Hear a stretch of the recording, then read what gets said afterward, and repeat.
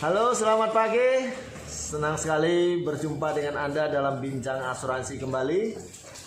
Kali ini kita akan mendiskusikan sebuah pertanyaan yang saya sebut sebagai pertanyaan sejuta umat.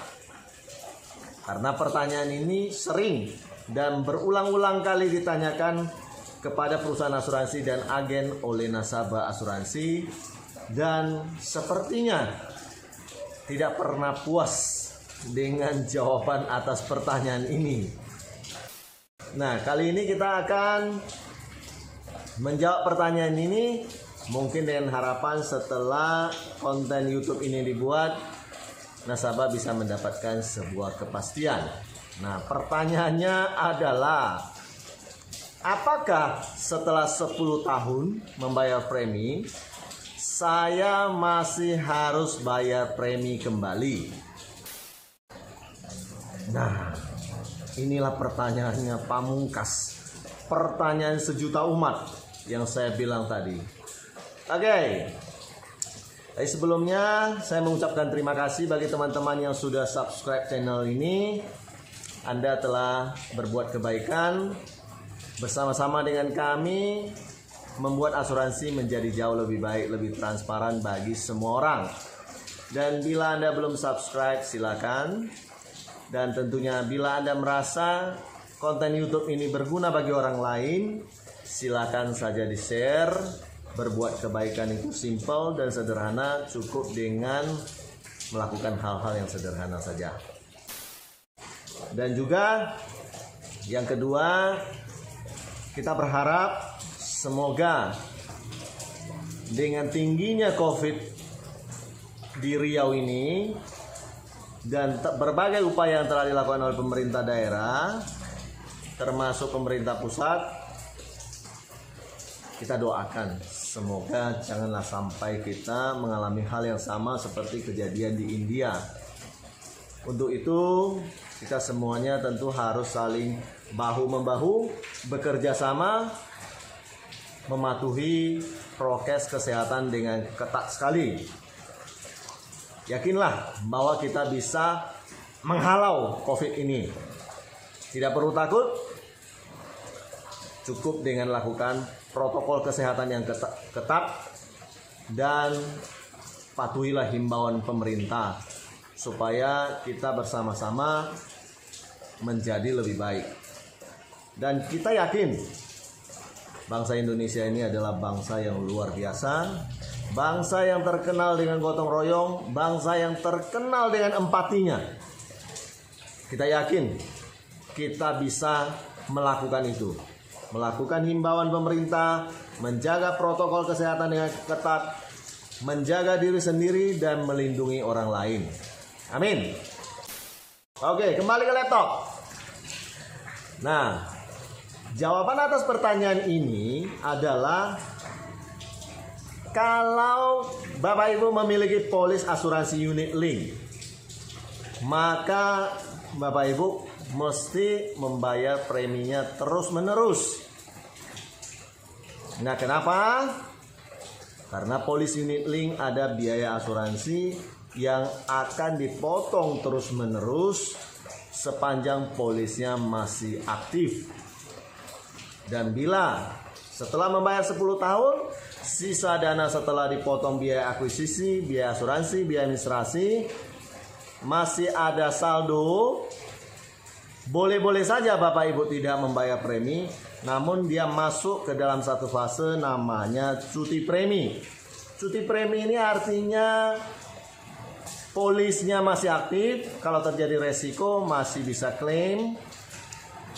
Dasar polisnya aktif adalah kalau sisa saldo masih bisa dipotong biaya asuransi bulanannya. Nah, apabila satu masa tenggang waktu tertentu kita tidak bayar premi dan pemotongan biaya asuransi bulanannya tetap berjalan, tentu saldonya makin berkurang. Suatu saat bila saldonya tidak cukup untuk memotong biaya asuransi, maka polis akan lapse, mati. Dan apabila terjadi resiko klaim, maka tidak bisa dibayarkan.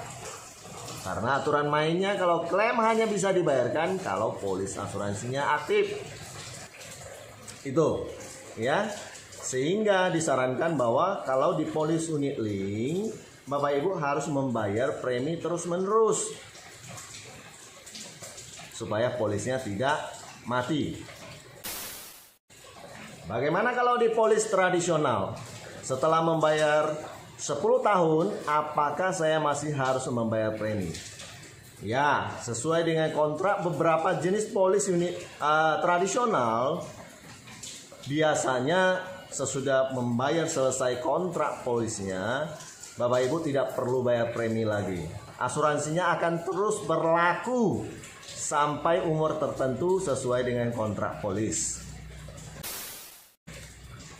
Loh, lantas kok di polis unit link nggak bisa? Kenapa di polis tradisional bisa? Oke. Jadi ini kembali lagi ke perhitungan besarnya uang jaminan, besarnya uang asuransi yang dibebankan di dalam polis unit link dan di dalam polis tradisional. Nah, di dalam polis unit link dengan uang yang sama, contoh sama-sama 1 juta ya preminya per bulan. Di dalam polis unit link cenderung kita bisa membeli uang jaminan pertanggungan jiwa, pertanggungan kondisi kritis, pertanggungan eksiden, pertanggungan asuransi kesehatan, pertanggungan bebas premi, dan berbagai jenis asuransi lainnya cenderung jauh lebih besar manfaatnya berbanding dengan kalau dengan uang yang sama kita membeli polis tradisional. Nah, sekarang kan sudah ketahuan, semakin besarnya jaminan asuransi tentu dibarengi dengan semakin besarnya biaya asuransi.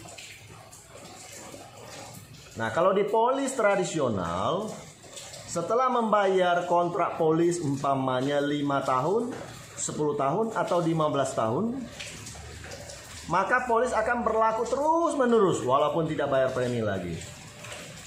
Karena perusahaan sudah menghitung besarnya jaminan yang diberikan berbanding dengan biaya asuransinya. Total preminya yang masuk kalau dikelola oleh perusahaan, menurut perusahaan sudah cukup untuk menutupi biaya asuransinya, sehingga perusahaan berani menjamin nasabah tidak usah bayar premi lagi, tapi asuransinya masih tetap berlaku.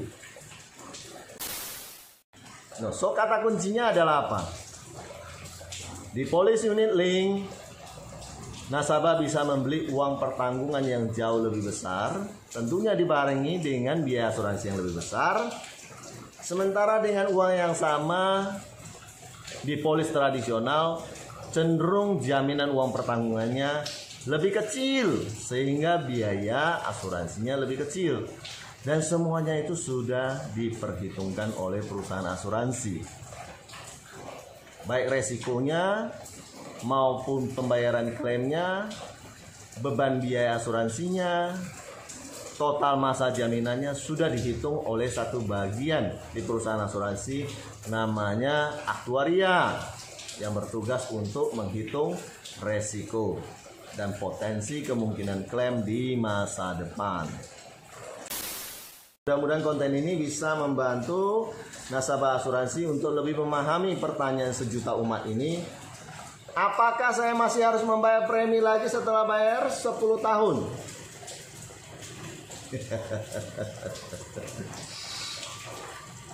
Bila polis tradisional, ya memang tidak bayar lagi kalau kontraknya berbunyi seperti itu. Bila polis unit link, maka Bapak Ibu tetap harus membayar premi. Ya, semoga penjelasan ini membantu. Dan semoga konten ini juga bisa membantu banyak orang memahami lebih detail lagi tentang asuransi yang dimilikinya. Amin. Terima kasih ya.